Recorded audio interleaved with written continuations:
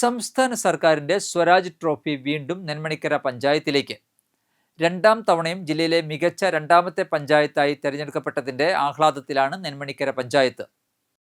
വിവിധ വിഷയങ്ങളിലെ മികവ് പരിഗണിച്ച് ഓരോ വിഭാഗത്തിലും മാർക്ക് രേഖപ്പെടുത്തിയാണ് വിദഗ്ധ സമിതി അവാർഡ് നിർണയിച്ചത്. വ്യാഴാഴ്ച കണ്ണൂരിൽ നടക്കുന്ന തദ്ദേശ ദിനാഘോഷ ചടങ്ങിൽ പഞ്ചായത്ത് അധികൃതർ ട്രോഫി ഏറ്റുവാങ്ങും. മുൻ പ്രസിഡന്റ് TS ബൈജുവിന്റെ നേതൃത്വത്തിൽ വിവിധ മേഖലകളിൽ നടത്തിയ നൂതന പദ്ധതികളാണ് 2024-25 സാമ്പത്തിക വർഷത്തെ ജില്ലയിലെ മികച്ച രണ്ടാമത്തെ പഞ്ചായത്തിനുള്ള പുരസ്കാരത്തിന് നെന്മണിക്കരയെ അർഹമാക്കിയത്. ജില്ലയിലെ 86 പഞ്ചായത്തുകളിൽ മാലിന്യ സംസ്കരണത്തിന് ഏറ്റവും മികച്ച മാതൃകയായി നിലകൊള്ളുന്ന പഞ്ചായത്താണ് നെന്മണിക്കര. മാലിന്യ നിക്ഷേപ കേന്ദ്രമായി മാറിയിരുന്ന ദേശീയപാതയും പാലിയേക്കര ടോൾ പ്ലാസയും ശുചിത്വപാതയായി മാറ്റിയെടുക്കുന്നതിൽ പഞ്ചായത്തിന്റെ നേതൃത്വത്തിൽ നടത്തിയ പ്രവർത്തനങ്ങൾ എടുത്തു പറയേണ്ടതാണ്. പൂർണ്ണമായും ഈ വിഷയത്തിൽ പ്രശ്നപരിഹാരം സാധ്യമായിട്ടില്ലെങ്കിലും പഞ്ചായത്തിന്റെ ശക്തമായ ഇടപെടൽ നിരന്തരം ഉണ്ടായിക്കൊണ്ടിരിക്കുന്നു. മികച്ച ബാലസൗഹൃദ പഞ്ചായത്തായി അറിയപ്പെടുന്ന നെന്മണിക്കരയിൽ 18 വയസ്സുവരെയുള്ള കുട്ടികൾക്കായി നടത്തിയ വിവിധ പ്രവർത്തനങ്ങളും ആരോഗ്യ മേഖലയിലെ ഇടപെടലുകളും മികവിന്റെ ഉദാഹരണങ്ങളായി. സംസ്ഥാന സർക്കാരിന്റെ പിന്തുണയോടെ സമയബന്ധിതമായി വികസന പ്രവർത്തനങ്ങൾ പൂർത്തിയാക്കാൻ കഴിഞ്ഞതും പദ്ധതികൾ ആവിഷ്കരിക്കാൻ കഴിഞ്ഞതും നേട്ടമായി മാറിയെന്ന് മുൻ പ്രസിഡന്റ് TS ബൈജു പറഞ്ഞു.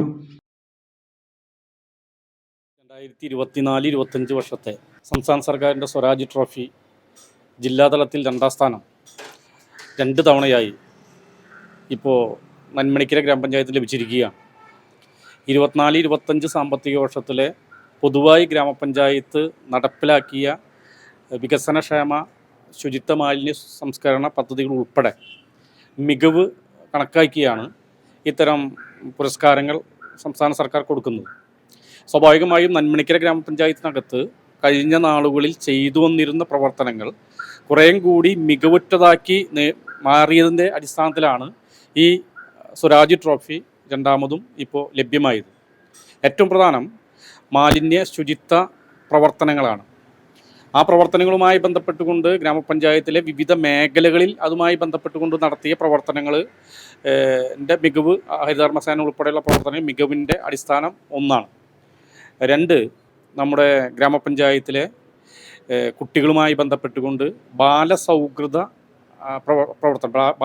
ഗ്രാമപഞ്ചായത്ത് എന്ന പ്രവർത്തനം വിപുലമാക്കി 1 വയസ്സിനും 18 വയസ്സിനും ഇടയിലുള്ള എല്ലാ കുട്ടികളെയും സംരക്ഷിക്കുന്നതിനും സഹായിക്കുന്നതിനും അവർക്ക് വേണ്ട മാർഗനിർദ്ദേശങ്ങൾ കൊടുത്തുകൊണ്ട് അവരുടെ പ്രവർത്തനങ്ങൾ പൂർണ്ണമായും ഏറ്റെടുക്കുന്ന രൂപത്തിലേക്ക് കഴിഞ്ഞ വർഷങ്ങളിൽ നമുക്ക് വരാൻ കഴിഞ്ഞിട്ടുണ്ട്.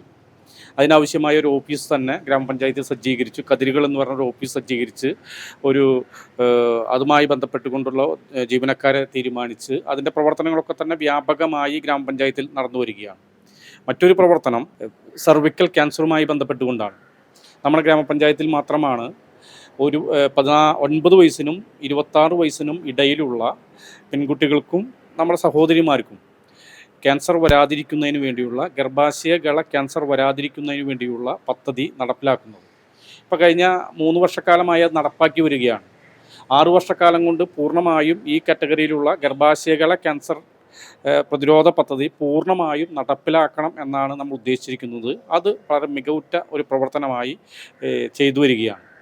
അതോടൊപ്പം തന്നെ കഴിഞ്ഞ സാമ്പത്തിക വർഷത്തെ 2024-25 സാമ്പത്തിക വർഷത്തെ പൊതുവായ എക്സ്പെൻഡിച്ചർ 100% ടാക്സ് കളക്ഷൻ, അതിലുപരി സദ്ഭരണം, ജില്ലയിലെ തന്നെ ഫയലുകൾ തീർപ്പാക്കുന്നതിൽ ഏറ്റവും പ്രധാനപ്പെട്ട റോൾ വഹിക്കുന്ന ഒരു ഗ്രാമപഞ്ചായത്ത് സമയാസമയങ്ങളിൽ ഫയലുകൾ തീർപ്പാക്കി പൊതുജനങ്ങൾക്ക് ആവശ്യമായ സേവനം കൂടുതൽ പ്രദാനം ചെയ്യാൻ ശ്രമിക്കുന്ന ഒരു പ്രവർത്തനം കൂടി ഇതിൻ്റെ ഭാഗമായിട്ടുണ്ട്.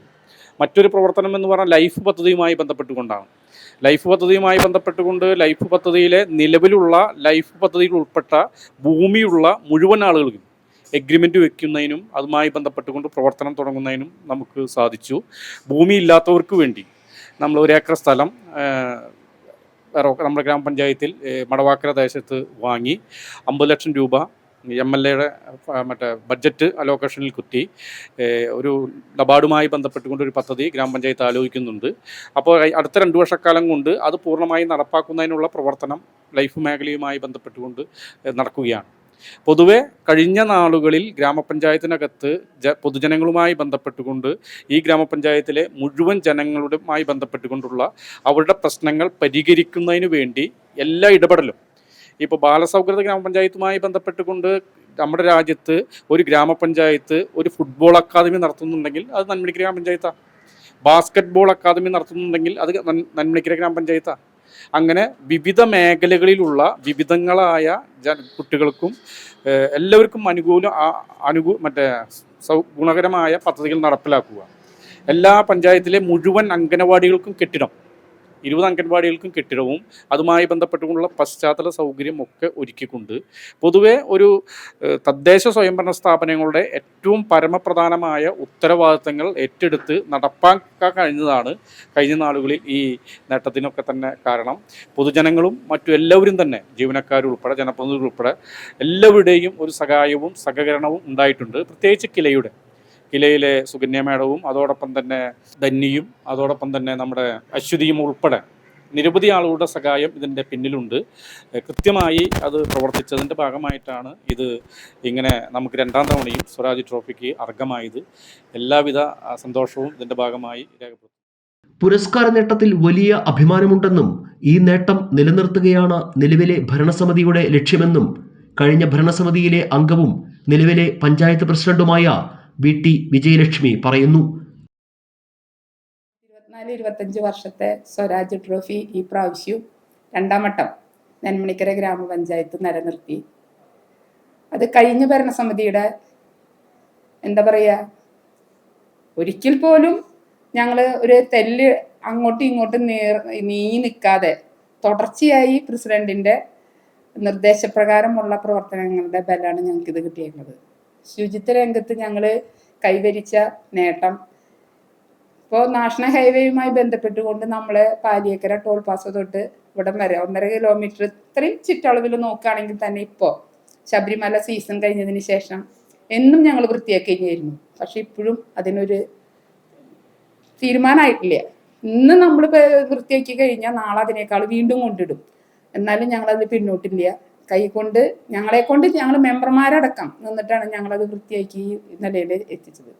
അതേമാതിരി തന്നെ വീടുകളിൽ നിന്നും പ്ലാസ്റ്റിക് ശേഖരിക്കുന്നതിലും ഇപ്പോഴും എവിടെയെങ്കിലും ആൾക്കാർ കൊണ്ട് തട്ടി വിടുക, ഇങ്ങനെ മാലിന്യങ്ങൾ ഇടുന്നു എന്ന് പറഞ്ഞു കഴിഞ്ഞാൽ ഞങ്ങൾ ഇവിടെ നിന്ന് പോവും, അത് പരിശോധിക്കും. മെമ്പർമാരുണ്ടാവും, ആ കൂട്ടത്തിൽ ഉദ്യോഗസ്ഥരുണ്ടാവും.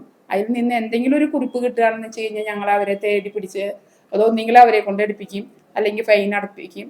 അത് വേണ്ട കാര്യങ്ങൾ ചെയ്യും. ഇത് മാത്രമല്ല, എല്ലാ രംഗത്തും കഴിഞ്ഞ പഞ്ചായത്ത് ഭരണസമിതി നിങ്ങൾക്ക് അറിയാവുന്ന കാര്യങ്ങളാണ് പറഞ്ഞു കഴിഞ്ഞു. ഞാൻ അതിനെപ്പറ്റി കൂടുതൽ പറയുന്നില്ല. എല്ലാ രംഗത്തും ഞങ്ങൾ മികച്ച പ്രകടനം തന്നെയാണ് കാഴ്ചവെച്ചത്. തീർച്ചയായിട്ടും ഈ ഭരണസമിതി അതിനെ പിന്തുടരും. കഴിഞ്ഞ ഭരണസമിതിയിൽ ഞാൻ അംഗമായിരുന്നു, 2.5 വർഷക്കാലം വൈസ് പ്രസിഡൻ്റായിരുന്നു. ആദ്യത്തെ 2.5 വർഷക്കാലം. പിന്നീട് വേറെ മുന്നണി ധാരണ പ്രകാരം വേറെ ആളായി.